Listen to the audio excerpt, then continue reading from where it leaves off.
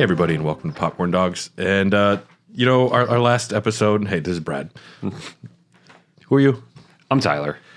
Our last episode, we talked about one of the greatest films ever made, Charlie's Angels... Full Throttle.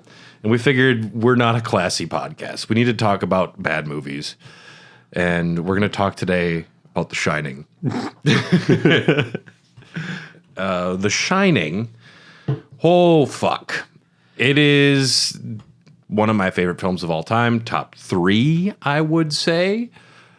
I've seen it probably 80 times, which is a lot. I'd put it in my top 5. In terms of horror movies, it is my favorite horror movie that's ever been made. Yeah. And it's odd because after going to film school and then becoming an adult, so I'm not you identify as an adult? Yes. Okay. Not to sound too pretentious with the film school thing, but you learn a lot in film school about how movie magic works, and it kind of takes the thrill out of a lot of horror movies. I feel like after I graduated film school, the horror genre really took a beating because I lost that sense of immersion when you realize how the magic's done. Yeah. The Shining is still one of those movies, though, where I'm just entranced by it. There's so many things we could talk for 10 hours on this, and I don't even know where to start. But you're right. The Shining is elevated above other horror films. Yeah. So many other horror films. There's a bow. There's a neat bow tied on it. It makes perfect sense. You watch The Shining, and they don't give you answers. They give you questions. Yeah. And you're sitting there. I mean, even the very end of the film is just like a bigger puzzle box put on top of everything. We don't know if how Grady let him out of the food locker. We don't know what Danny saw in room 237. We don't know why a bear gives a man a blowjob. Yeah, and we'll get to that.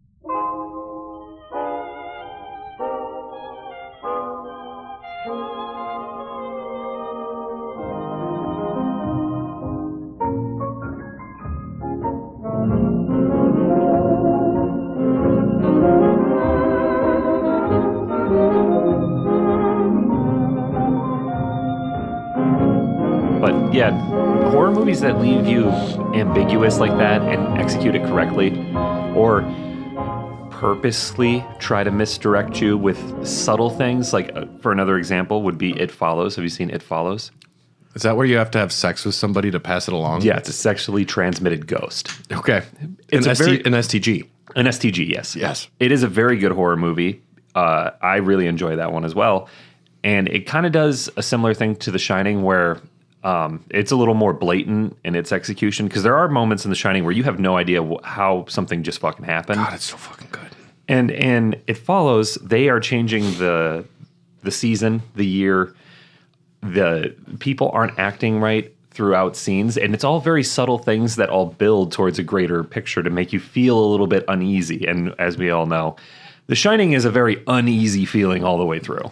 And it's a movie that you know what's going to happen, and it doesn't make it easier to watch. Jack Nicholson, what a performance. He is broad, he's huge, he is menacing, and I believe that he wants to kill Wendy. I mean, their relationship. He doesn't want to kill her. He just wants to chop her up in a little bit. Bash her fucking brains in. Stop, get away. Leave me alone. Fun fact, that room that he types in is also the room where Indiana Jones gets the idol in Raiders of the Lost Ark. Are you serious? Same studio. Spielberg met Kubrick on set there because he had to wait to shoot Indiana Jones because Kubrick's like, nah, we're going to go way long, dude. I don't care. He's like, you're on take 235. Don't you think you got enough? She's not bald yet. They don't know how to act. Yes, The Shining is directed by Stanley Kubrick. An important thing, Kubrick, not Kubrick. Stanley Kubrick. No, it's Kubrick. If I had to go on to a show like Beat the Geeks, and I had to, what would I know more about anything than anything else in the world? It's fucking Kubrick. I am such a diehard Kubrick fan. My arm is...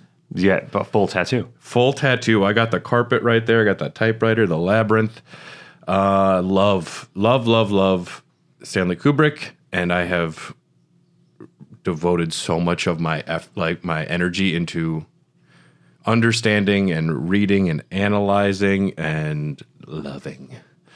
Yeah. So yeah, I'm a little obsessed. Well, in my opinion, he kind of sets the standard for a lot of filmmakers. Like They still talk about him. Tarantino and Scorsese and Fincher, I think nowadays are like a lot of people just throw those ones out. And no shade to those three guys because they make fantastic films. P.T. Anderson. Yeah. Kubrick, though, just like when you look at his catalog, there's no misses. You'd have to go back. Some people, I mean, and even every time a movie comes out of his, everyone's like, "This is." I mean, The Shining won Razzies. Yeah, but really, it did. The Shining won Razzies. People thought it was horrible. Space Odyssey, it bombed for the first few weeks. And I think by a lot of filmmakers, Space Odyssey is considered the best movie ever made. To me, it is the most important movie ever made. I prefer Barry Lyndon myself, but the Space Odyssey, it just revolutionized what was possible, and it advanced the film language. Films are somewhat more stagnant now. They're not as challenging, and Kubrick is very much a director who wants to you get what you give. The more you're looking for things in the films, the more you take out of it, which is why you can watch The Shining again, and you have a different take on everything that's happening. You watch A Clockwork Orange, different points of your life, and you'll feel different things about it. Yeah. As an adult, I'm like, this is pretty fucking gnarly. As a kid, I didn't know what the word gnarly was, and I was like, that's a giant penis statue, and he just beat that woman to death, and I'm scared. Yeah. Oh, man. There's a really great book, Emilio, and it's called Stanley and Me by Emilio D'Alessandro. He was Kubrick's personal driver and assistant, and he met Stanley because his driving agency's like, we need to go pick something up and take it to this film set. And it was the penis statue with the butt. He's like, okay. Yeah. He worked for Kubrick for like 50 years and never watched a single one of his movies until Kubrick almost died. It's like, I like cowboy films. I don't like anything else. Yeah, maybe not his lane. Yeah, great book. You should read it. Yes, but Kubrick had just made Barry Lyndon, which massive triumph. Critics loved it, but it didn't make money, and it was considered not really successful. So Kubrick decided he wanted to make something in a more thriving genre. He wanted to try his hands at something that would be very marketable. So he was reading books. What he did was he'd get like hundreds of books just dropped off, and he would read. If it doesn't work in 10 pages, he'd throw it at the wall. And when he got the manuscript for The Shining, it just fucking clicked. Have you read any Stephen King? I read, I think, all of it, or at least the majority of it, when I Wow. was a child, which was a bad read because I was too young to be reading that book in middle school. But the public library don't give no fucks in Beaver Dam. Dude, you don't need an ID at the library. Pet Sematary and Cujo. I'm surprised. I never read The Shining, Yeah. and I think I purposely did not read it at a certain point because I liked The Shining, Kubrick's Shining so much, and I know Stephen King didn't like it. And I was like, I'm on Team Kubrick. I have read the book twice. It is fantastic. King does many things right, but as far as just like the core bones, a family goes to a hotel. There is a history of abuse and alcoholism, and cabin fever sets in. The movie takes a lot of deviations off of that after they get to the hotel, and I think King was disappointed that Jack goes off the deep end. There's no redemption in the book. Jack redeems himself at the end and saves the family, and the hotel blows up. Yeah, because my understanding is in King's book, it's more the hotel is the entity, is the villain, whereas in Kubrick, it's driving it. Yeah, it's Jack. Yeah, and it's for Kubrick, it's everything, and it depends on how you want to read it. Like in the book, the hotel is making Jack drunk earlier. Like he's not even drinking, and he's just feeling like hungover, and he's chewing aspirin, which is one of his like things that he used to do when he was messed up, alcoholic. But Yeah, the book delves a lot more into the history of the Overlook, which is cool. I like it. You know why the bear gives a blowjob there, and it works very well that way, but it also works very well when you don't know why there's a bear with his assless bear suit eating a dude's dick. I was talking to Floyd, who listens to the podcast, comes into the bar. Hey, Floyd. Hi, Floyd. And he actually pointed that out to me because I'd let him know we were going to be covering this, and he brought up the bear scene and the book, and I didn't know that there was any backstory or any reason as to why the bear was giving a blowjob. I just know that I saw that scene at too young of an age, and now it's burnt into my retinas. And if you want to just read it at surface level in the film, it is somebody in a fancy suit who is clearly one of the haves, and he is making somebody else wear a bear suit. So it could just be weird, kinky sex, or it could be like Humiliation. Classism and humiliation. And yeah, there's a lot of telling words in the film. When Ullman is walking around and like, we've had presidents, we've had, everybody, all the best people. And this is a place for the upper class. This is a place for people that can afford it. And in contrast, when he's talking about it, you're seeing all of these, like all the staff, a lot of them in that shot he's talking about are very old men just being forced to work their lives away. And, it's about the haves and the have-nots a lot. Now, I'm not going to let my elevator open too early here. We're gonna hold off for a second. Yes, screenplay. Stephen King was so enthusiastic. He's like, I fucking love Kubrick. This is great. And he wrote his own screenplay of the book and gave it to Kubrick. And Kubrick's like, just toss that shit in the wall. He's like, no. It's like when Mac tries to give Dennis dinner in their suburbs, and he just hucks it down the hallway. There is, in the book, he uses a croak mallet. It's like a croquet instead of an axe. There is a fire hose in one of the halls that chases Danny like a snake. And instead of the maze, it's just topiary animals. So like there's a big rabbit that's made out of a bush that it comes at him. I appreciate the effort, but no thank you. It doesn't work as much for me, but all you need is a 3-unit family, and they go out to a hotel for a long period of time. Dude, that's horror perfection right there. Yeah. And so I've worked in airports. I worked in a hospital late at night. Oh, yeah. And the brewery that I work in, I've been the only one in the building, locking up at the end of the night. It's an old building. It's built on an ancient Indian burial ground. Yes. Yeah. Big open spaces, especially at night when you're alone, are terrifying.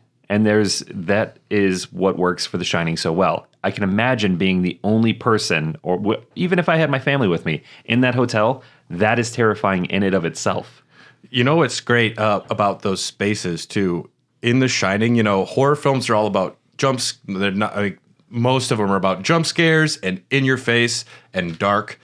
The Shining is everything's well lit for the most part, and you see at the end of a hallway, very small, 2 little girls, and you're like, fuck that. Yes. No, please. No, I'm leaving. It reveals things to like ahead of time. So when Wendy is reading Jack's papers, the camera comes from the left and it looks like she's going to get spooked by Jack. And then Jack comes in before the spook happens. So the audience knows what's happening, and it doesn't make it any easier. It's still horrible for Wendy in that situation. Yes, so Kubrick worked with Diane Johnson, who wrote a novel called The Shadow Knows. She's great. That's great. A lot of her interviews, she's one of the only collaborators on a screenplay that just loves Kubrick. A lot of people don't like working with him, at least writing-wise, because he never really says specifically what he wants because he's afraid that'll get like parentheses put around it. If you tell an actor I need you to do this or smile that way, then it becomes a little more like forced. That's just how he directs. But yeah, he is very demanding. Yeah, that's how all of I think my favorite directors really work. Like Christopher Nolan's another big one that doesn't give a lot of notes. Yeah. And there's a very popular clip of, I'm having a brain fart.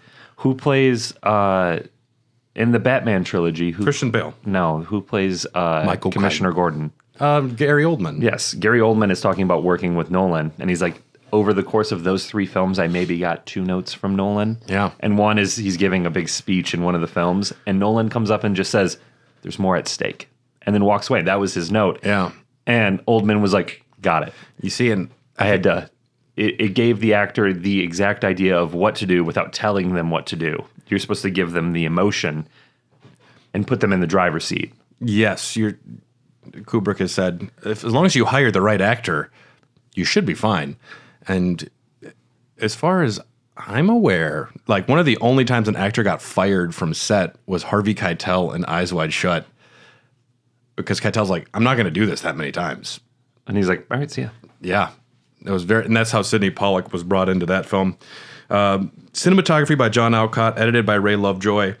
Now, it's one of those things where I don't want to understate how great they are and wonderful they are, but they are also having Kubrick dictate, like, I want this lens, I want this shot, edit here. So a lot of those decisions is shared between them. I'm not that guy that says Kubrick does everything, but Kubrick does everything. Mm-hmm. And, it says music by Wendy Carlos and Rachel Elkind. Kind of. They have like 2 songs in the film, which I know they only use like 3 notes. It's like burn, burn, burn. Well, we'll talk about that. Yeah.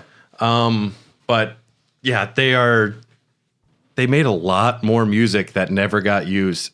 Space Odyssey, Kubrick hired a guy to do the entire soundtrack, more classic sci-fi. And Kubrick didn't tell him, I didn't use any of it. The dude showed up to the premiere and it was all like classical music. Can you imagine how frustrating that would be? Yeah, like you're telling your family, like, yeah, I just worked on the Kubrick film. And then you take them to the theater and they're like, Dad's a liar. And he's like, no, I swear to God, I was here. I promise. I think it was Terrence Malick's The Thin Red Line that Adrian Brody thought he was like the star of the film. And the movie had been cut to where he was in like a scene and a half when he showed up at the premiere. Yeah, that tragically happened to Jared Leto on Suicide Squad. Apparently that was supposed to be the Joker movie. That wonderfully happened to Jared Leto. There are a few actors I hate more than him. We can just throw him in a volcano. I'd be okay with it. It's mostly the predatory aiming for underage women. The cult thing. The cult thing? The cult thing. I was friends with a girl in college, and she had Jared Leto's phone number when she's like, he's been texting me since I was like 16. And I'm like, this is weird. That's bad. That's not He good. better watch out. Kendrick's going to drop a diss track on him next. Get him. Get him. Yes. We know Jack Torrance is Jack Nicholson. Kubrick wanted to work with Nicholson for a while. He was going to be working... He wanted to use him as Napoleon Bonaparte for his Napoleon film that never got made. We have Shelley Duvall as Wendy. I think she's great. It's famously talked about how Kubrick was very harsh to her on set. It's bad to treat people bad. I think, though, if you listen to her interviews now, she's like, I loved it. At the time, it was very bad, but I get it, and I would do it again. Yeah, It's results, unfortunately. Well, she needed to be fatigued and at her wit's end, and unfortunately, instead of having, her just act that way, I think Kubrick just manufactured it by making her do a million takes And all the time. To be at level 10 screaming and scared for like 8 months, I would not like it. Yeah. But I think some of that story has been exaggerated. She was definitely treated horribly, but I don't know. I like it. I like the film. Her performance, it's timeless. Yes. And it does help, like you said, in interviews after the fact. And she did go on to say that she's okay. She liked it. In the end, She she's looks like, back at it fondly. Would she do it again? No. She couldn't anymore, but no, she said she would do it again. Oh, really? Yeah. I thought I heard she said no. No, it was a tough, demanding experience. And also, you have Scatman Crothers. What a name. What a name. He played Dick Halloran, and he was very challenged too, because you're going from like acting where it's a little more relaxed to Kubrick demanding over 100 takes of you eating ice cream with a kid, and the kid is nailing the performance more than you. Yeah, and he's looking at Kubrick like, if I keep eating this Ben and Jerry's, I'm gonna get diabetes. I cannot keep eating this much sugar. But in the like interviews of him talking about it, he's crying. He's like, "This is the best thing. These are the most beautiful people. I've never had better experience in my life." It's a weird thing. People get very strange. I read a Jack Nicholson interview about Kubrick, and he was like getting real whimsical and teary about it. And his assistant came in and was like, "Time's about up." He's like, "It's Stanley. We're talking about Stanley." Yeah. I'm like, whoa, that's some weird shit. And I mean, all of these people are artists. They're good actors and great actors. And when you put them in a pressure cooker like Kubrick, I mean, it's just like pressure makes diamonds. And sometimes when you have the right people at the right time and the right film, you really just the lightning strikes. And I feel like that's exactly what happened with The Shining. And even though it might not have been very well received, like you said, it won Razzies initially, it has withstood the test of time. I mean, it's on every list of the best horror films ever made. It's always near the very top. Yes. Yeah, and at one point, the set burnt down, and Scatman Crothers wore so much cologne that even after the set burnt down, they could still smell his cologne in the set. Oh, God. That, I cannot stand too much cologne. Well, just listen to Scatman then. It burns the lungs. We have Stuart Ullman is played by Barry Nelson, Delbert Grady by Philip Stone, and Lloyd is played by Joe Turkel. And very important casting, we have Danny Torrance as Danny Lloyd, Jack Torrance, Jack Nicholson, Danny Lloyd, Danny Torrance, Jack's drink of choice, Jack Daniels, Jack Dan. Damn, I never realized that. Yeah, that's a fun thing. So Leon Vitali, who played Lord Bullingdon and Barry Lyndon, he was an actor. He was a great actor, and he gave up his entire career to be Kubrick's assistant. He just worked like 80 hours a week for the rest of his life. That's crazy to me. Yeah. Oh my God. But I mean, if you're doing what you enjoy, does it really work? Yes, sometimes. Sometimes it is. With Kubrick, it was. But Leon Vitali and his wife Kirsty interviewed over 5,000 children over a 6-month period in Chicago, Denver, and Cincinnati. They wanted a boy from the Midwest to like kind of hit the middle between Nicholson and Wendy's accents. But yeah, Kubrick shot the film in a way to hide a lot of the R-rated horror stuff from Danny because he didn't want the kid to be traumatized for life. Yeah, and Leon Vitali wound up coaching Danny throughout the whole thing because that kid wasn't an actor before. I think he's only been in like a handful of movies ever, and then he quit. He did come back to make an appearance in Dr. Sleep, the sequel made by Mike Flanagan. Fuck yeah, Mike. Which is a good film, but yeah, this was shot in Borehamwood, England.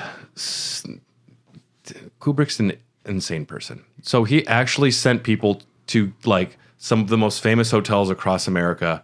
He had pictures from like all the hotels he could get a hand on. He looked at all of them because his rationalization is, if we tried to just design our own around like what we need, it's going to look not real or not interesting.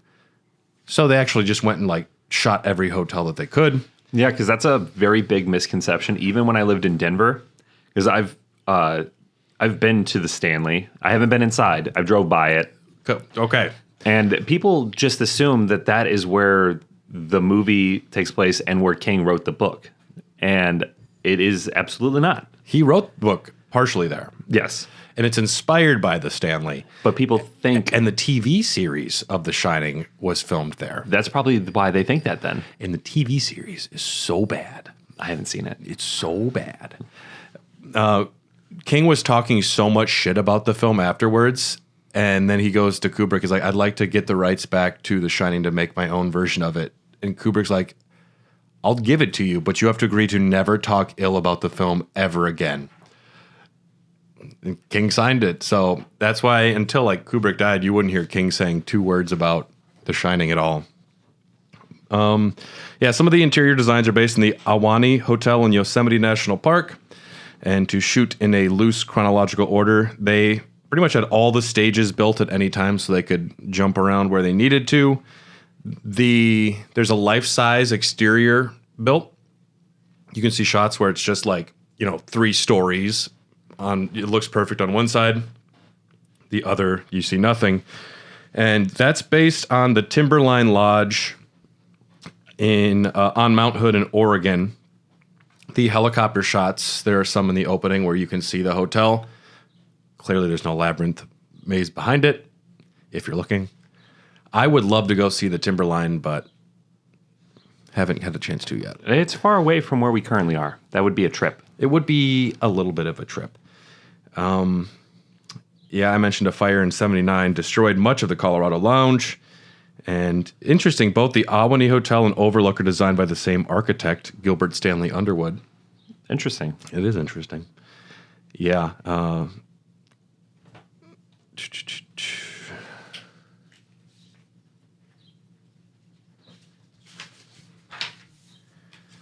Principal photography took over a year. They started shooting in May 1978. Scheduled for 17 weeks, but went on for 14 months. That happens with Kubrick.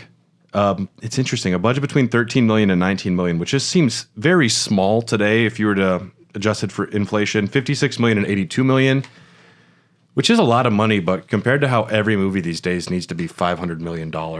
Yeah. And that's why Disney's losing a lot of money.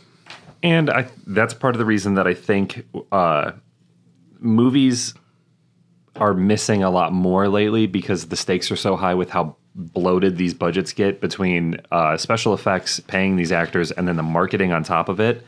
Yeah. You get, if a formula works for a movie, the formula will be followed because it's less risky to make a movie that might, challenge the norm or set a new standard. So you get a lot of the movies that feel the same nowadays. And I think that's probably because of the budgets nowadays.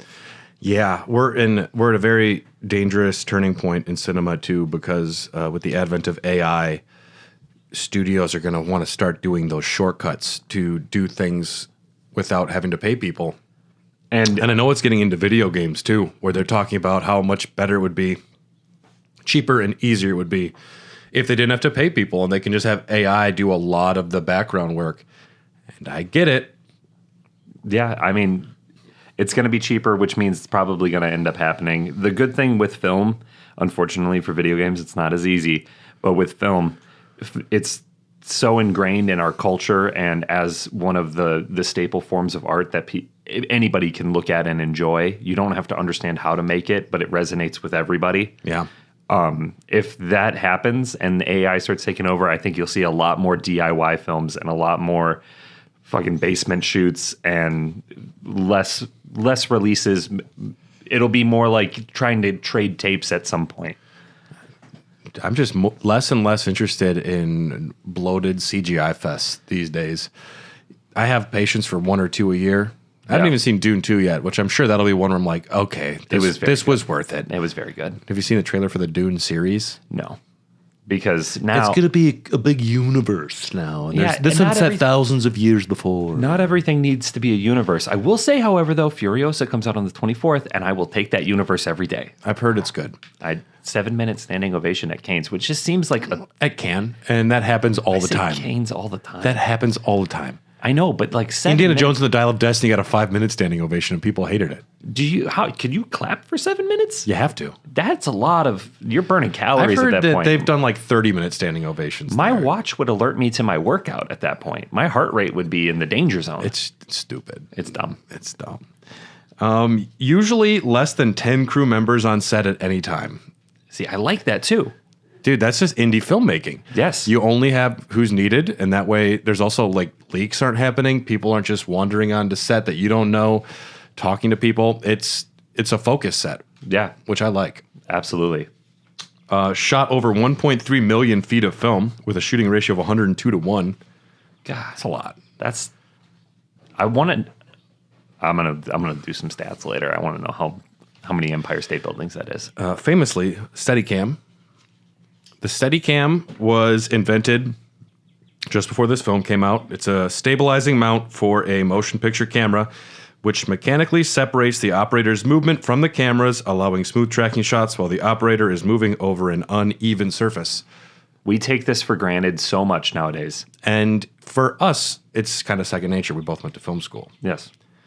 The Steadicam, if you're not familiar with it, essentially there's a giant chicken. There's a giant counterweight on the bottom or the top, and then the camera is on the opposite end. So the weight, like there's gyros, it stabilizes the shot, so there's no movement when you shake it around, when you move with it. So it's just like these smooth shots. If you've ever seen someone hold a chicken and they rotate the body and the chicken's head does not move, that's a really good way of putting it. It is the same concept. And why is this awesome? Because before, if you wanted to get those same types of shots, there would be dolly tracks. You couldn't back up without possibly revealing what you were doing. There were ways, but for this, let's say you want to run through a maze and not have your footprints be like a dolly track, leaving everything. If you want to go upstairs, do these turns and everything and have this smooth shot, it's also working in like a meta sense in that it's like a ghost, like another presence, that's smooth flowing camera work. It was revolutionary. This is one of the first films that used the Steadicam. And the inventor of it actually ran the Steadicam on set, Garrett Brown. Damn. And thank God Garrett Brown is like a 6.5 foot just built dude, because you got to do shots and shots and shots. And even nowadays, a Steadicam is not a particularly light device. Yeah. It is not. It is a workout sometimes, depending on what rig you're using. I used one with a Red 1 camera. Yeah. And like you're kind of getting a little bit of a workout moving around in that thing. And nowadays they'll have them attached to belts and harnesses that go around your back and your waist to help you move better and to better stabilize the camera. I can only imagine. I want to see what the first one looked like. It's big. It's got to be huge. So yeah, having a big dude carry it is probably a good idea. It's like the shot of Danny, that famous one of him on the 3-wheel going around the Colorado Lounge. Wouldn't have been possible without a Steadicam. To get that level of the smoothness and to go following a kid with those turns, it couldn't have been done before then. They were shopping around footage done by the Steadicam, like to a few people, just kind of like, this is this thing we got, and it's proprietary. We're not showing anyone anything about it, but this is what it can do. Kubrick got his hands on the footage, wrote them a letter. He's like, in one of the shots, there's 10 frames of a shadow of the device, and I can kind of tell what you're doing. You might want to change that before you send out that footage to any more people. And they're like, fuck, he's right. Because Kubrick's insane. Yeah, so Steadicam, very big. And also video playback was another innovation used on this film. A video assist system in 1979 with an elaborate network of antennas built into the walls of the sets to pick up transmissions from a video camera mounted to approximate the camera framing. So they were able to kind of see the takes right afterwards, to see like a performance, to check in on things. Yeah. That's insane. I did not have this on my first film that I ever shot. And you'll learn very quickly. It was one thing that we had very readily available in film school, and not using it, it's like trying to parallel. It would be like if I tried to parallel park now without a reverse camera. Like it became so second nature. Yeah. I don't know if I could do it. Yeah. And I mean, just going from film to digital, there's so many things that are different about the pacing of filming, because you don't have to change the film stock. Yeah. You just keep filming. There's no breaks. Yeah, we talked about the music, and yeah, let's just get into the film. That opening shot is amazing. Every horror film these days, everyone, drone shot up high, car driving somewhere. Yeah. Look bird's eye down at woods, a forest. And it's super effective. It's showing one of the core themes of the film, one of the underlying meanings to me is this is the story of America. The hotel is built on an ancient Indian burial ground, Native American burial ground, and it's about white man's burden. It's about the haves coming in and building a place of decadence and capitalism on top of America. It sounds weird when I say it like that. But I think, I mean, that's the Native American like themes in the film were all added by Kubrick. This is something that he wanted to put in there. Diane Johnson confirms this. It's not in the original book, but a lot of it, I think, is about the atrocities performed in the name of expansionism of the American ideals. And, you know, all the other races that are talked about are represented or in a subjugated manner. And he's, white man's burden. Do you pick up any of that? I do now, knowing what I've heard in like interviews. I think for a long time I thought that the racial undertones or the way that minorities are referenced in the film was just a product of the times. And now that I've gotten older and been exposed to more content from behind the scenes, it makes more sense. Yeah, and Jack, he is in love with the idea of like the decadence of the 20s, of he wants to be one of the best people. He wants to go to the goose soiree. And he wants to go back in time. He wants to return to an era where he would be one of the elite. And it's when you go back to those times, it's on the surface level, oh, it's pretty. It sounds great. Look at those long cigarette holders. They're beautiful. And he goes in the bathroom, and Grady is, they start off talking up here, like up higher, and they're like kind of friendly about it. And then they're like, all right, let's really talk. And he starts saying the N-word. And there is that seething racism and classism that is unspoken at first, but then it's like, yeah, this is what we're doing. This is what it's about. And Jack is on board with it. Yeah. And Wendy and Danny love Dick. Dick is great. Yeah. So I think a lot of that is about historicism as well. And Jack romanticizing a previous era. And it culminates in the Labyrinth, where they're getting lost in the maze, which that's pretty on the nose metaphor. Yeah.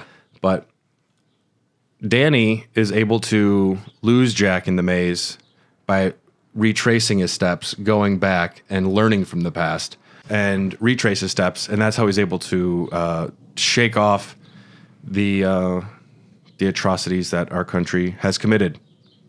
Yeah, it's a very common saying, those who don't know history are doomed to repeat it. Yeah. And that's the vibe that I kind of get from Danny being able to go back through the labyrinth and face history head on, whereas you have Jack, who's just blindly rushing forward with, would you call it an ego, or would you call it like his absolute like thirst for being that upper elite? He's blind with fervor. He is told that he can become one of them. All he has to do is sacrifice his family and what should matter to him. If he's willing to punish them, then he can rise up. And the thing is, he won't. This is the hotel just like kind of using bait to lure him to do their bidding. Same thing happened with Grady. Charles Grady, as he is referred to in the opening of the film by Ullman. And then later in the bathroom, he's called Delbert Grady. So his name has changed. And he was probably told the same thing. You're going to, we'll reward you. And then as soon as he makes it and kills his family, he becomes the butler. Like, you are not going to be rewarded. You are still going to be at the bottom of the rung. You will not belong, much like Tom Cruise's character in Eyes Wide Shut. Just because you're a doctor that works for these rich people, you do not go to the orgies. No. You go home when you have a beer. You don't have the fancy whiskeys.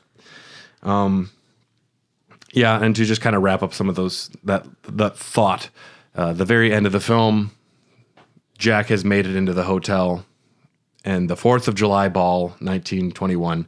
So American independence. It is, to me, that's really hammers the idea that that's one of the underlying themes of America and the historical horrible things that our country has done to everybody to become the all-important, powerful white man's burden. You know what white man's burden means?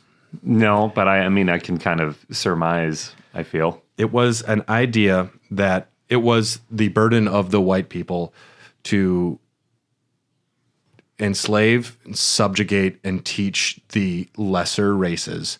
They were elevated and more dignified, and if it was their job to guide them. That is one of the worst things I've ever heard. I know, right? It's fucking bad. That's bad. When Ullman is walking around, he's like, actually, this is built on an ancient Indian burial ground. Pretty neat, right? Dude, what? Back it up. There's a really good South Park episode where he's like, oh, you don't want to go down that route up there. And it's like, he's like, it's built on an ancient Indian burial ground. And they're like, you're joking, right? It's like, well, we dug up all the bodies and buried them upside down before we built on them. It's like crazy. Yeah. And I also think that the elevator of blood is the blood of all of the people that have been killed in the name of progress. It is, I think, largely the blood of the Native Americans. And a lot of that, like the soundtrack where you hear like those voices, to me, that's the spirits, the angry spirits of those that were killed in the name of progress. No, that checks out. Dude, the trailer for this movie, the original trailer, you probably haven't seen it. I don't think I have. It was just like a 20-second shot of the elevator of blood. The Shining. I'd go see that. Dude, trailers don't go that hard anymore. I did see a very good trailer for a horror movie, and what the fuck is the name of it? It comes out in a couple days. It's a new slasher film that's coming out, and the trailer is just following the killer, like he's walking away from the camera, like for 30 seconds. I was like, yes, please. Give me the mystery. Marketing horror should be very easy. Everybody gets scared. It's the same with like why fucking romance movies do so good. Everybody has loved something or someone at some point, hopefully. It's the same reason that you can always have a movie about a dog that you got at a puppy and he dies when he's old. And people will eat it up. And I will cry. I'm going to cry. Marley and Me. I've talked to my therapist about Marley and Me. Homeward Bound, dude. Oh, dude, don't even. I'm too old. I can't make it. Yes.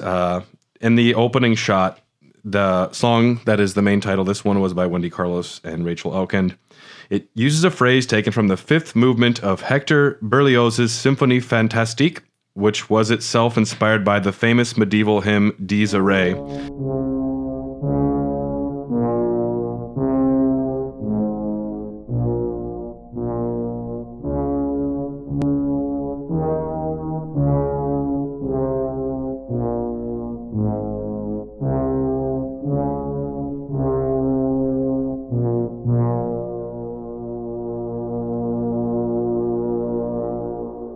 That is a Latin sequence from the 13th century, and the poem describes the last judgment, the trumpet summoning souls before the throne of God, where the saved will be delivered and the unsaved cast into eternal flames. Gnarly. That's pretty awesome. It's like about as heavy metal as you can get. Yeah. That's a boom, boom, boom, boom. Yeah. And that works so well to set the tone for the beginning of the movie. It's dude, just those sweeping giant vistas and the entire, like the super small car, the credits go up and there's just like that weird, like that screaming, like, yeah, dude. Every single film I've ever written or started writing and abandoned had some version of this opening credits. Every single solitary one. And not all of them are horror films. A lot of them are more dramas and stuff. But this is one of the most effective opening sequences I've seen. It's up there with fucking Funny Games, the American remake, where it's just murder music all over the screen when they're trying to listen to jazz. That's a fun movie. Yeah. When you got to set the tone early in a horror film, and I think The Shining nails it with, like you said, the sweeping landscape shots, the tiny car, the blasting trumpets, and then it's just it feels like a roller coaster, like ticking up, you know, when you first get on, because it's just such a slow roll. You just want to get into the film, but it's like you got to wait. Well, and after that too, it just goes into very static, very slow dialogue scenes, and a lot of it's not flashy. It's very reverse shot, and it's the interview. It's the first time. When Jack is waiting for the interview, you see him holding a magazine, and it's a Playgirl magazine. And have you seen Room 237? Mm. It's a horrible documentary. It's about how the discourse on this film has gotten into absurd levels of, yeah, Kubrick made this movie to prove that he faked the moon landing. There's one shot where Ullman is interviewing him, and he stands up, and they're just like a paper tray, and it's just like this black paper tray. He's like, freeze the frame here. And it's like, that's, you see, it looks like Ullman's got a big black dick. And I'm like, what are you talking about? Yeah. People will look. That is in Room 237. It's the dumbest thing I've ever seen. People have always dissected this movie and tried to pull weird shit out of it. There's one that I saw recently that I never heard. Okay. And I'm interested if you've heard of it. I guarantee I have. Jack Nicholson will oftentimes look at the lens throughout the film in a very quick, subtle way. It's sometimes a very subtle fourth wall break. It's like as he's looking from left to right, he will look directly into the lens for a fraction of a second. And they showed some clips of examples. When he's walking out of the room before he slams the doors, one where he kind of like looks over. Yeah. And the examples they showed, it does appear that he's looking directly in the lens. And they were saying like, this is to further unease the audience. Like he knows you're watching. Well, and there's famously the big one when he's at the empty bar and he looks right up at the camera. It's like, hey, Lloyd, a little slow tonight. And then he laughs. That's so fucking cool. Dude, imagine if your name was Lloyd in the theater. Oh my God, dude. Well, and the audience is the people that, I mean, if you watch the movie and you don't take anything away from it, you are just like Jack, you're forgetting everything that's happened and you're moving on with your lives. At the end of the film, after the credits are rolling and it's got that beautiful song, but then it just goes, the ending of the credits is just the sound of people getting up from a theater and leaving. And we're the ghosts in the hotel. We are the people that are not understanding the horrible things that have happened. And that's why Jack looks right at us and we are the spirits in the hotel. I love that. Yeah. And he looks directly through us. There's other ones too, like every time there's a ghost being featured, there's a mirror in the scene. I'm like, sure. I don't think if it was intentional. They're like, oh, and you can tell, like, because of the way the typewriter is here, this is proof that it's about Nazis. And the typewriter is a famous German typewriter used by the Nazis, and it does change colors at one point. But I don't know. It's one of those things where if you make something that you can interpret multiple ways, people bring their own things to it. And that's why I think it's good cinema. If you see Danny's shirt here, it's got the moon on it. This is proof that he faked the moon landing. And the contract is his contract with the American government. I'm like, dude, just fucking stop. Yeah. Route 237 is such a big old pile of shit. Yeah. In the interview, though, was when we learned from Ullman that I feel like we should talk about it. The elephant in the room. A couple years ago, a guy killed his family with an axe. Some of the complaints some people have, like King especially, is like you bring in Jack Nicholson, that dude's just crazy from the get-go, is what they say. I don't get crazy. I get that he is his face is very animated, but this is exactly how I would do interviews, where he's ingratiating and he's friendly. He smiles a lot. Yeah.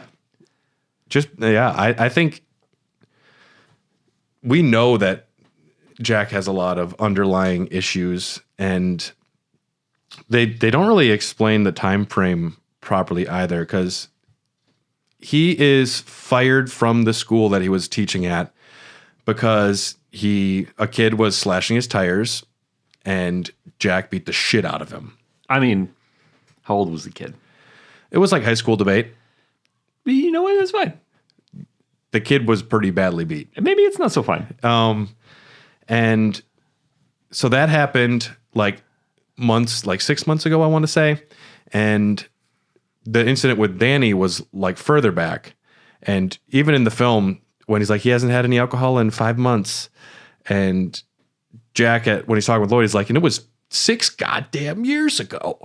The timing is fuzzy. And I think that's kind of done purposely. But Jack... It is definitely done purposely, because when you give a time frame or you start laying out framework for the audience to settle into and grab a hold of, they're going to feel a lot more comfortable. When the narrative makes sense and you can follow it as smoothly as possible, you're going to be more relaxed.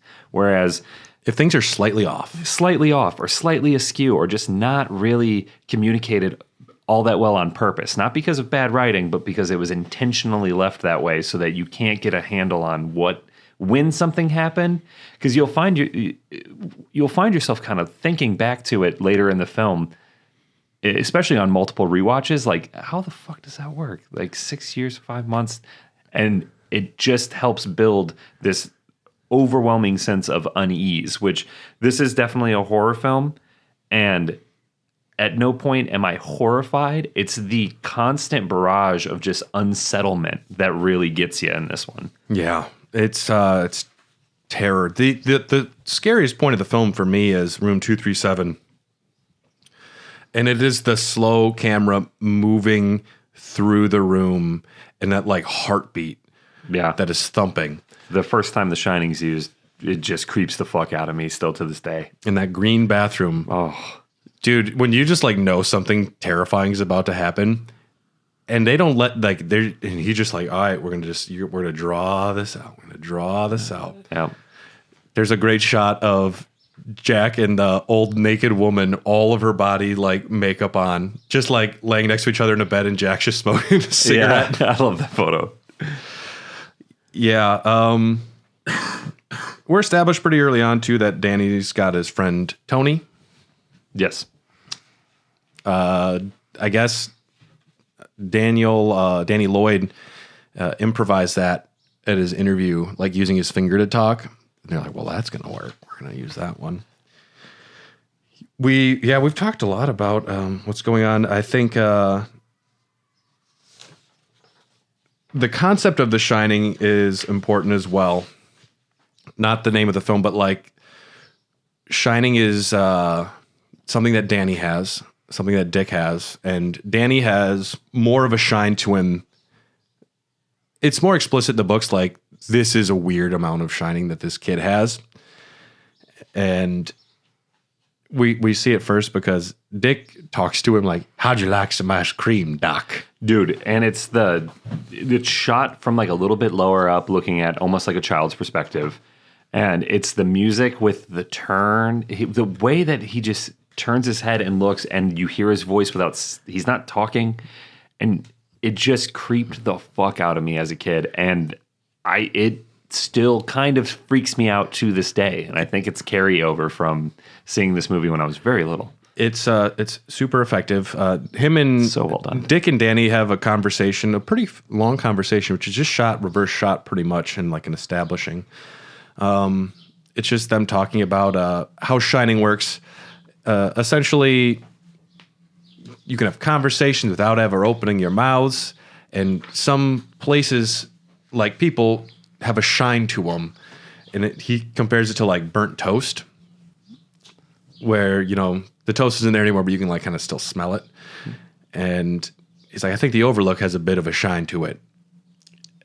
And then Danny, he's like, you scared of this place, ain't you? I'm like, dude, it fucking chills, man. Yeah.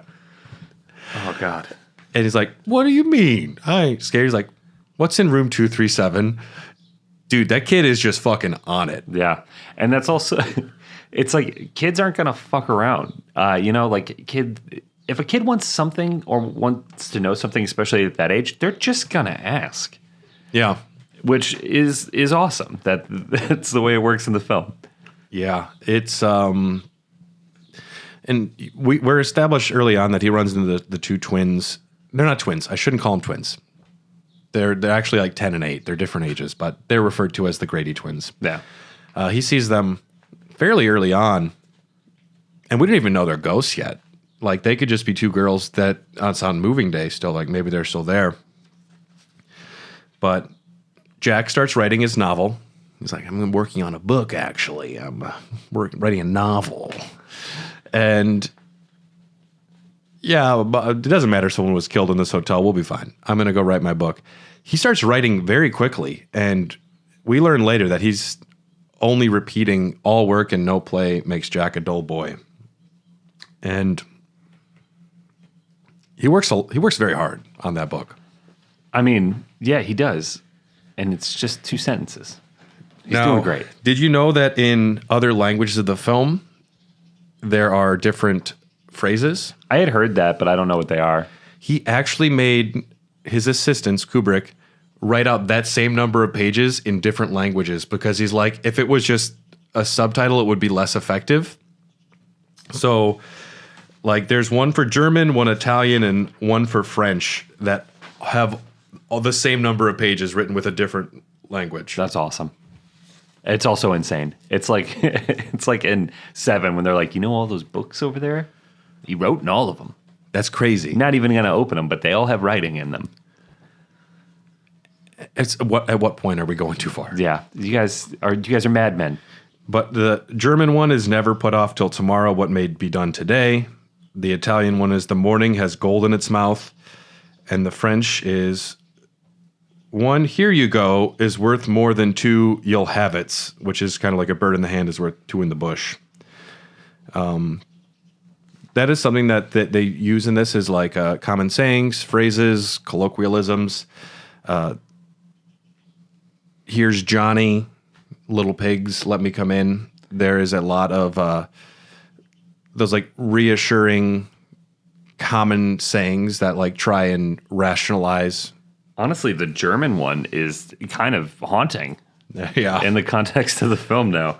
Never put off till tomorrow what can be done today. It's a very German thing too. Yeah, it's very direct. It's very efficient. Yes. But yeah, Jack is writing like crazy. The snow comes. We're not going to go through all of this beat by beat, but Jack is going. He starts sleeping in almost immediately. He's being lazy. We see that Wendy's the one that's like checking the boiler. I'd love living in a hotel, I think. Have the whole hotel for yourself. I would hate it. It would be creepy. Especially if I had a 3-wheeler. I mean, if I had a Segway, I could outrun ghosts then. But, dude, that's creepy, man. You got to walk down a long hallway. I'm going to feel like that, the hair on the back of my neck stand up. Dude, hide and seek. Terrifying. I'd be hiding and then get killed by a demon. One of my favorite scenes, he's writing diligently, and Wendy comes in, and he rips the page out and sets it down because he doesn't want her to see it, and you can just tell he's got this look like, what the fuck do you want? And she's like, weatherman said it's going to snow tonight, and he is just like, what do you want me to do about it? I'm like, oh my God. I've been annoyed before. I've been, frustrated with like banal conversations. He is seething. Yes. Nicholson said in an interview I was reading they filmed that the same day that his divorce was finalized too. Oh. So when you come in, you're distracting me, and then he rips his page up and he's like, get the fuck out of here. And we know that he's not actually writing anything. He is just in there wasting his time, going slowly crazy. There is more of a idea in the book that he finds this old scrapbook of the hotel with all the history of it, figuring out who owned it, and there's these other murders that happened. And he's getting drawn into like the lore of the hotel. And you can see that scrapbook in one of the shots, but it's not in the movie. as far as like a driving factor. But yeah, and she's, don't be so grouchy. Oh, he is beyond grouchy. Dude, he is just unable to keep himself in. And then there's that shot when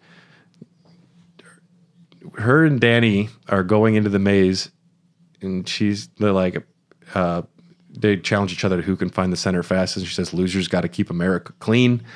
Like, that's a weird line. Yeah, what, I got to pick up trash? And Jack is just looking out of the window, just the dead, drunk stare. And I mean, this is a man that he's lost everything because of his drinking, because of his nature. He lost his job. He was about to get tenure. We know this from the book. Like, he lost his job because of drinking and because of abuse. He has almost destroyed his family because of his drinking and his abuse. And if this doesn't go well, which he's not, his book isn't going anywhere. If this doesn't go well, he has nothing to go back to. He says, "What do you want me to do? Go shovel driveways?" His only way out is he sees this like a path to immortality, a path to something else. And that's why he's like, this is something that could work for me. I could live here. I could be immortal, and I could be one of the elite in this hotel. She might look like an old woman, but she's also a sexy young lady at the same time. It's like with him losing everything too, and his idea, like his idolizing the 20s, like you just said, like in his mind, everything he's lost, and knowing that he's on the brink of losing literally everything. It always kind of reminded me of like the way that the home dynamic used to work in the United States, specifically like the cult of domesticity, where the man and the woman, the husband and the wife roles were very defined.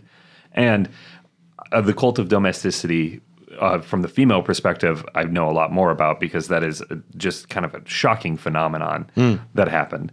And then you look at the flip side of the coin, not to say that there's a ton of pressure on men at the time, because they definitely had their pressures, but they had a kind of life on easy street sometimes, if you watch Mad Men. But yeah.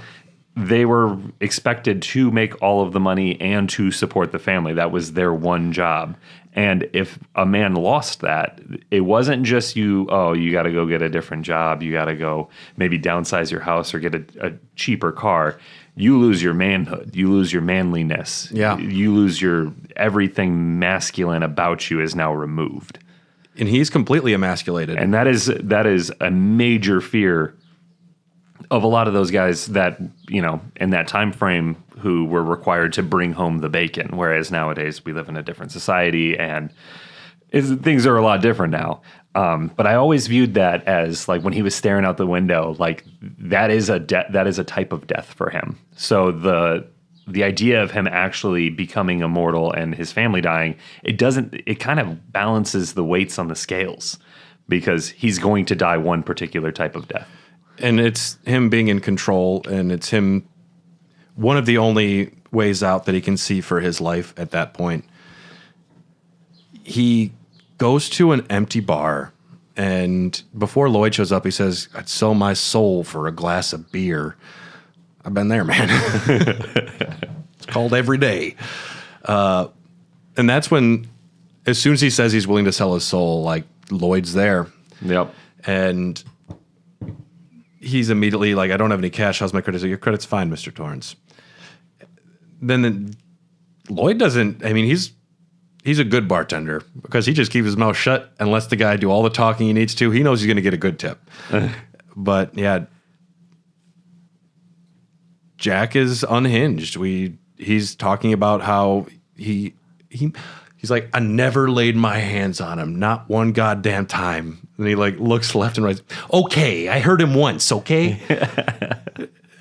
This scene always to me felt like when you get a murderer in an interrogation room, and the cop kind of knows that he has you dead to rights, and the silence does more than the pressure of like, "So where were you? What did you do?" Lloyd doesn't say anything. He's just like, yeah.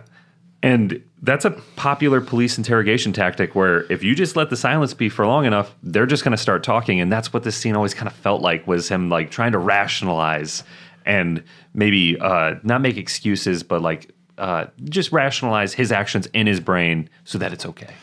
One momentary loss of muscular coordination, 1 foot-pound per second. And Wendy is also, she's interestingly cast. She's much more capable in the book, and she's presented as much more sexually appealing in the book. There's still like, they do make love a couple times in the hotel. Well, it's Stephen King. Yeah. So there will be an alcoholic and there will be some weird sex. Yep. We know that's coming. There's 2 really good reverse shots, though. One is when Jack is getting interviewed and he's like chopped up, when Ullman's talking about chopped up with an axe.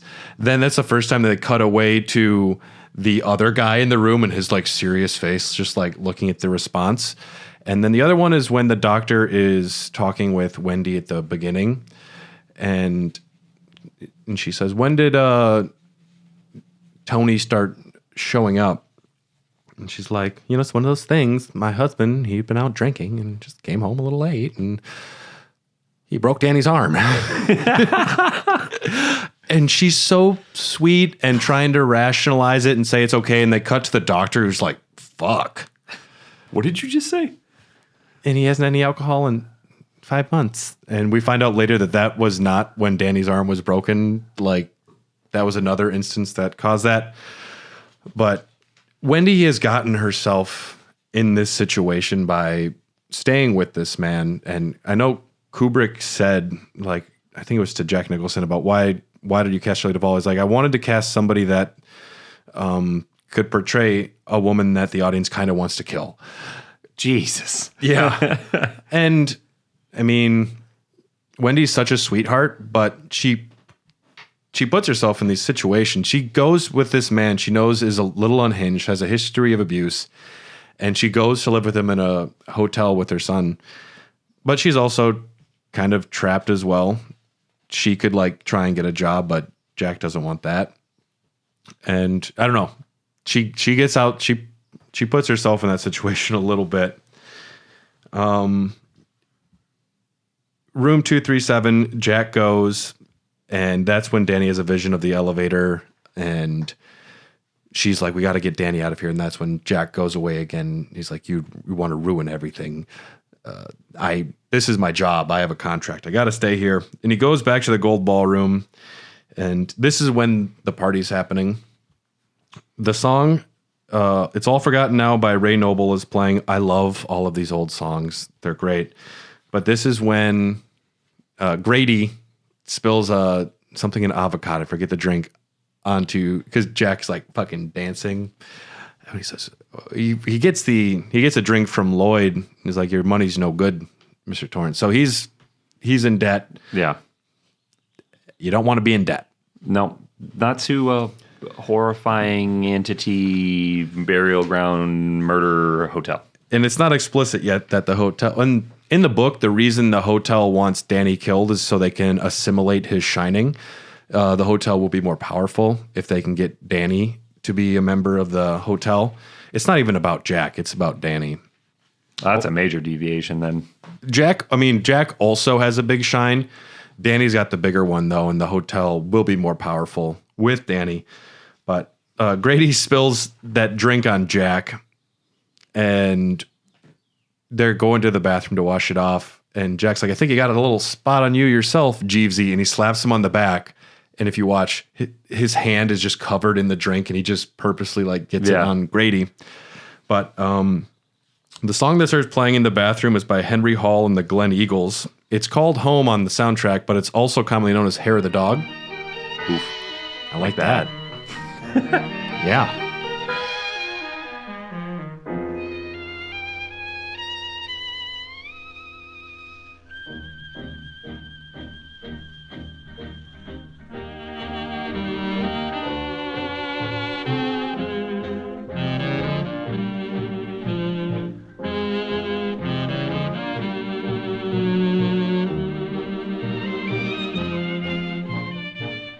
This is when Grady is talking about your son is trying to bring in an outside party. the N-word cook. And the song is like, my heart is forever yearning to be returning home. Sweet dreams will take me back home. It's just this longing romanticism for the past. And Jack is told, you're going to have to correct them. Yeah. Don't say it that way. He knows what he's doing. He knows what he's doing. Yep. Wendy learns Jack is batshit when she finds the papers, the book he's been writing. If you before she leaves, Tony is taken over at this point. Danny's gone, Mrs. Torrance. But Tony is watching the Roadrunner and Wile E. Coyote. This is something you wouldn't know just from watching it, but if the episode that he is watching is the Roadrunner backing up his steps and trapping the Wile E. Coyote going forward by like making it look like he disappeared. And so Tony is learning what Danny will use later in That's the maze. awesome. Yeah. You can hear the sound effects, but Wendy's such a dope. She's like, I'll be back in 5 minutes. You're going to talk to your husband with a bat, and you think you're going to be back in 5 minutes. Yeah. I mean, when she finds the wonderful novel that he has created, which is just all work and no play makes Jack a dull boy, I feel like it kind of hits like a brick, like right upside the head. She realizes in that one moment how completely gone and unhinged he is. And the movie is very, like you said, the beginning is very slow. There's a lot of like slow dialogue scenes. It's not very flashy, and it picks up some steam as you get going. And you start, once they're in the hotel and they're alone and Jack starts unraveling, it does get much more interesting, at least a little more exciting for your average audience viewer. Yeah. Once she finds the book, though, we are entering the all gas, no brakes portion of the movie. There's something that's been happening, too, with the title cards, where it's like the interview 1 month later, Sunday, Tuesday, 4 p.m. Yeah, it's picking up steam. You know something's coming just by the way that those title cards hit. And that's always where he puts the jump scares, too. The sound is building up, and then the crash where the jump scare is Monday. And that's scary to me. I get that. Yeah. I fucking hate Mondays. Yeah, she makes the decision, though, after she stops him to lock him in the food pantry. And they've established earlier there's also a cold storage. She chooses to keep him alive to lock him in there. Grady lets him out. That is, I believe, the only time that we are 100% sure a ghost physically did something. Either that or Danny let him out. Because Danny or Jack could have hurt his neck earlier.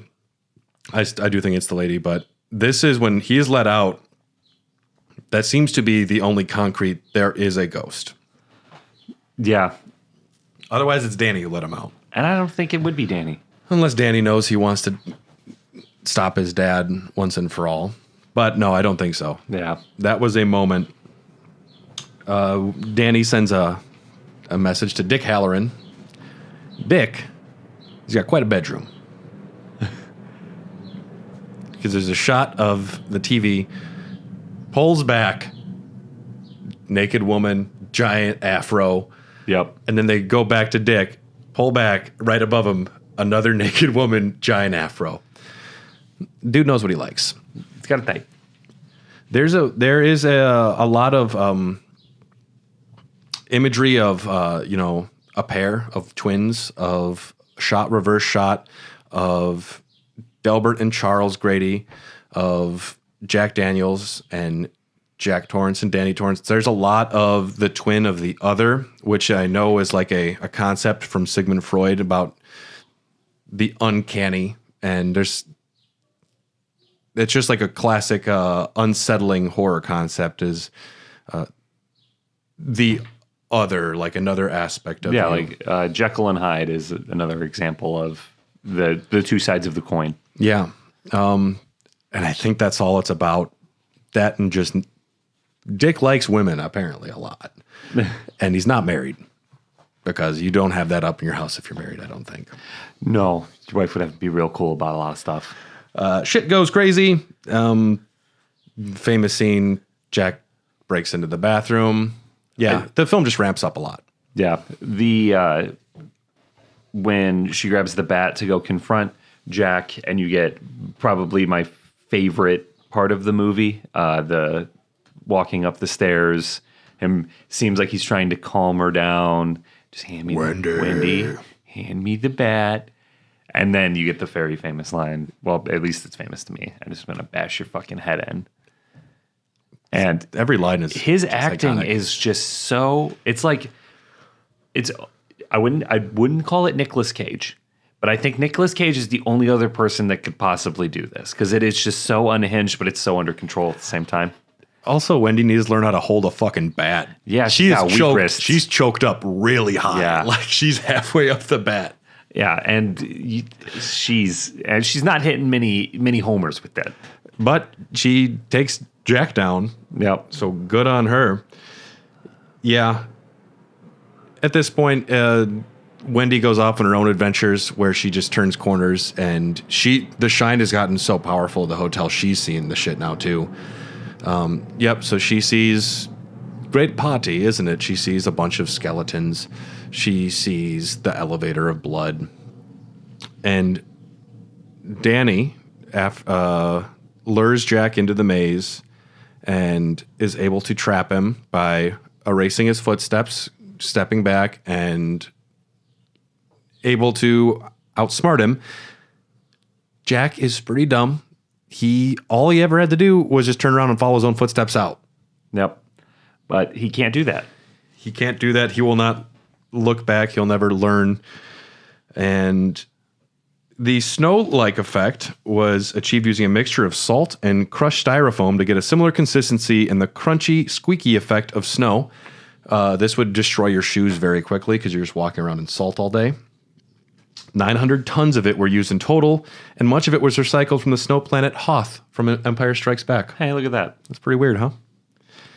Yeah, the Labyrinth, I think, is pretty on the nose. And then at the end, we are served the shot of them driving away in the snowcat, and then Jack's fucking frozen face. Yeah.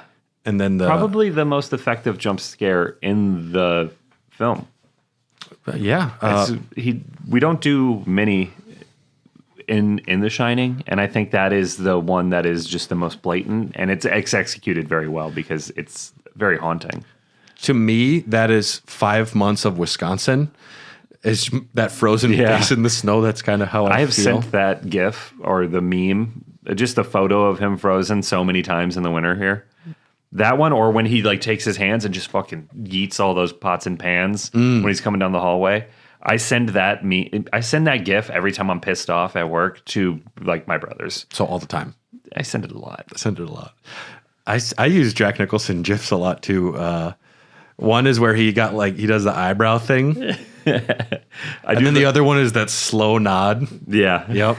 I do the staring out the window too when I'm hungover. My brother's like, "How you feeling today?" I'll just send him that. There was originally another ending, and it was actually played in theaters. At least one day. Some reports say that it was for the first 3 days of the film. There was a whole other ending that was played in theaters and then removed. Did you know about this? No. So there's an extra 2-minute scene that took place immediately right after Jack Torrance froze to death. It faded to a hospital exterior, and then Stuart Ullman wearing a giant bear skin coat, which everyone's like, "Oh my God, it's the bear blowjob. He's part of the hotel." He asks the nurse if he can check on Wendy Torrance. After he's allowed in, he reports to Wendy that Jack's body was never found, and it was probably a hallucination. So Jack's body, the fact that they couldn't find it out there is weird. Yeah. And he implies that it seems like it might have been a hallucination. He offers Wendy and Danny to stay with him at his expensive home, which she kindly declines. And then he exits the room before leaving the hospital and gives Danny a yellow tennis ball, which is the ball that Jack is throwing in the film. I understand why this ending is cool, but I also think it's much less effective. Yeah, I like the ambiguity. Yeah. I don't need it spelled out. Yeah. But it's cool. Yeah. Mike Flanagan made a sequel. Well, Stephen King wrote Dr. Sleep, and then Mike Flanagan's like, I want to make the film. And he had to convince King, like, let me use the Kubrick imagery for the film. Trust me, it'll work. Because it's, the Overlook is blown up at the end of the book. So for them to go back in the movie, things had to be changed a little bit. Mike Flanagan also wanted to make... I'll check in on that stuff. Mike Flanagan wanted to make a series called The Overlook. And it was about the history of all the different people that died and the ownership. That would have been awesome. It would have been interesting. I don't think it was necessary by any means, but I would have... Mike Flanagan, I trust, so yeah, I would have checked it out. I like The Shining. I do too. I'm surprised you didn't mention the fun fact you have in here that I knew about Jack Nicholson was a volunteer fire marshal, so they had to use a real door because he was just breaking the shit out of the fake ones too easily. Yep. Nothing gets me more amped up too than like some of the behind the scenes footage that I've seen. One of the more famous ones is him getting psyched up, ready to swing the axe at the door. Seeing his methodology of getting into character is really interesting for me. Yeah. Especially after he delivers such a dynamite performance in this film.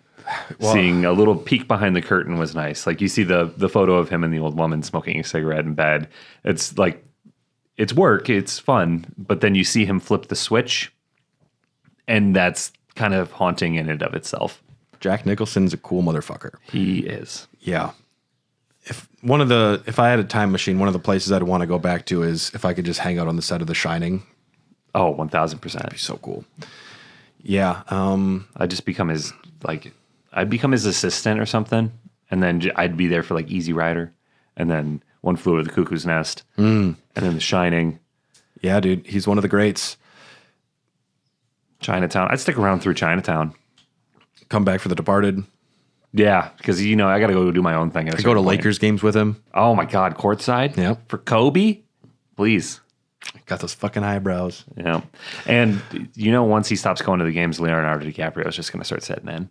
Well, and when they were making this movie, it was like all night shoots. It was a lot of night shoots. And Kubrick knew that Jack hated cheese sandwiches. So he's like, there's just cheese sandwiches all over set. He was just kind of fucking with him. He wanted Jack to go unhinged. And I love this movie so much. I could watch it a million times. There's depths, there's layers, there's hidden meanings, there is surface level horror, there is so many unsettling, iconic, genre defining moments. It, for me, is a movie that is that I admire a whole lot, especially seeing some of the behind the scenes stuff. When I was writing my own films and attempting to make them, it is a film that was always in my mind for the way that they did things. It was a way that I wanted to do things on set. I wasn't trying to do a million takes and hurt the actors that I had, or trying to drive them deliberately crazy. But the sense of perfection that Kubrick demands is something that I think stuck with me when I was writing. And so I admire this film a whole lot because it definitely is it's a cornerstone to a lot of my taste in horror, a lot of my taste in film. Mm-hmm. And I think just the same way that like some of the albums I listened to kind of molded my personality that I carry now as an adult, this was definitely a very important film for me to see when I saw it. Yeah. And it is one that I can watch a million times because it was a game changer for me. It was an innovator for the industry. Not at first, like we said. But now, to me, it's even a palate cleanser. It's sometimes I just got to sit down and I got to watch a good fucking movie. That's why we watched this after Charlie's Angels. Yes. We had to wash that out of our mouth. Yeah. Let's rank it. This should be interesting. Evil Dead or The Shining? The Shining. I'm not even, just so everyone knows, The Shining is going to beat everything. I'm not even going to say it. For me, Pulp Fiction or The Shining? The Shining. I mean, it's going to beat everything for me. I think we should just put it at 1. Inglourious Bastards or The Shining? The Shining. The Shining is now number 1 in our ranking. That is going to be very tough to beat for me and for Tyler. Thank you so much for listening. If you'd enjoyed this, you have great taste in podcasts. Congratulations. You're doing well. Write a review if you can. That helps a lot. Tell your friends. Help us beat the algorithms. We have a really great Patreon. If you want access to a lot of episodes early, if you want access to bonus episodes, Doggies After Dark, so many great things. There's a free trial. So if you're curious, just check it out. You can listen to a bunch of episodes and then make your mind up. Go to patreon.com/Hair of the Dogcast. We have a great community and we love all of you.